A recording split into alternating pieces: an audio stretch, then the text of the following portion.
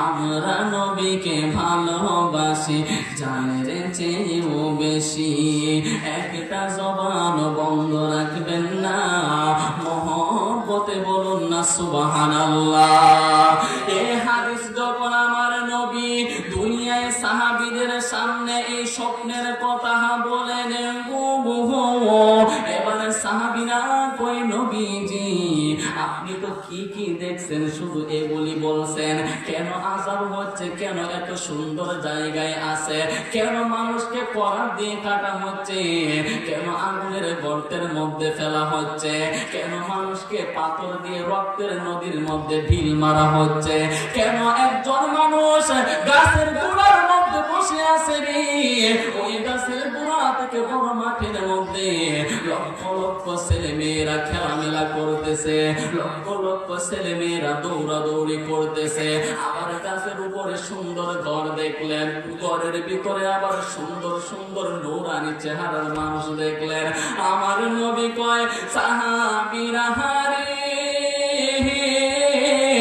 ও আমার সাহাবীরা রে, সব কিছুর ব্যাখ্যাই আমি নবী করব। আমি নবীকে আমার আল্লাহ এমন কিছু নিদর্শন দেখায় দিছে রে, যেইগুলি দুনিয়ার মানুষকে আমি জানানোর জন্যই দেওয়া হয়েছে। ইন হুয়া ইল্লা ওয়াহয়ুন ইউহা, আমার আল্লাহ আমাকে সবগুলি জানিয়ে দিয়েছে ওয়াহির মাধ্যমে। আমি নবী স্বপ্নে দেখলেও আমার এই স্বপ্নটা আল্লাহর তরফ থেকে ওয়াহি হয়ে যায়। কথা বলুন না ঠিক না বেঠিক? এবার সাহাবীরা কয় ইয়া রাসূলুল্লাহ, নবী গো মায়ের নবীজি আপনি বলুন সর্বপ্রথম দেখছিলেন ওই মাঠের মধ্যে একজন মানুষ দাঁড়িয়ে আছে, ওই মানুষটার মাথার মধ্যে মাথার মাঝখান দিয়ে করাত লাগাইছে। আমার দিকে মনোযোগ দেন তাহলে বুঝবেন সুন্দরভাবে। মাথার মাঝখান দিয়ে করাত লাগানো হয়েছে, দুইজন ব্যক্তি দুই পাশে দাঁড়িয়ে আছে, দুই পাশে দাঁড়িয়ে থাকা মাথার মাঝখান দিয়ে করাতটারে ছাড়াইয়া দিছে। আল্লাহু আকবার বলুন। মাথার মাঝখান দিয়ে করাতটারে ছাড়াইয়া দিছে, এই মাঝখান থেকে শুরু কইরা এই পাশ পর্যন্ত। শুধু তাই নয়, মাথার মগজ টগজ যা আছে সব খাইটা নিচ পর্যন্ত মানুষটারে দুইটা ভাগ করে ফেলছে। সাহাবীরা কয় নবী গো এই ঘটনাটা কি, এই মানুষটাকে এইভাবে কাটা হচ্ছে কেন? আপনারা বলুন আমার নবী জানে কি জানে না? আরো জোরে বলুন জানে কি জানে না?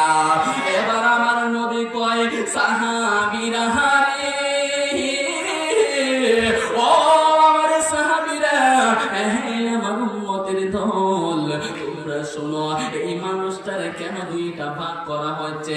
এই মানুষটা এমন একটা ব্যক্তি ছিল, এই মানুষটা দুনিয়ার মধ্যে এমন একটা গুনাহগার ছিল, এমন একটা নাফরমান বান্দা ছিল রে, যে নাফরমানির কারণে আমার আল্লাহ তারে ক্ষমা করে নাই, আমার আল্লাহ তারে মাফ করে নাই। সাহাবীরা ডাক দিয়ে কয় ইয়া রাসূলুল্লাহ, নবী গো ও মায়ের নবীজি এই ব্যক্তিটার এমন আযাব হইল কেন? আমার নবী কয় সাহাবীরা রে এই ব্যক্তিটা দুনিয়ার মধ্যে এমন নাফরমানি করেছে, দুনিয়ার মধ্যে এমন কিছু নাফরমানি করেছে। কয় নাফরমানির ধরনটা কি? আমার নবী কয় বেশি কিছু না, দুনিয়ার মধ্যে যত কথা বলতো বেশিরভাগ কথা এই ব্যক্তিটা মিথ্যা কথা বলতো। আপনারা বলুন মিথ্যা কথা বলা ইবাদত নাকি গুনাহ? আরো জোরে কোন ইবাদত নাকি গুনাহ? এই জন্য আমার নবী সতর্ক করে দিলেন আমার সাহাবীরা, আমার উম্মতেরা শুনো গো, যদি এই আযাব থেকে বাঁচতে চাও, যদি এই আযাব থেকে মুক্ত থাকতে চাও, তাহলে দুনিয়ার মধ্যে কখনো মিথ্যা বলা যাবে না, কখনো মিথ্যা বলা যাবে না। সদা সর্বদা সত্যবাদী থাকতে হবে নি।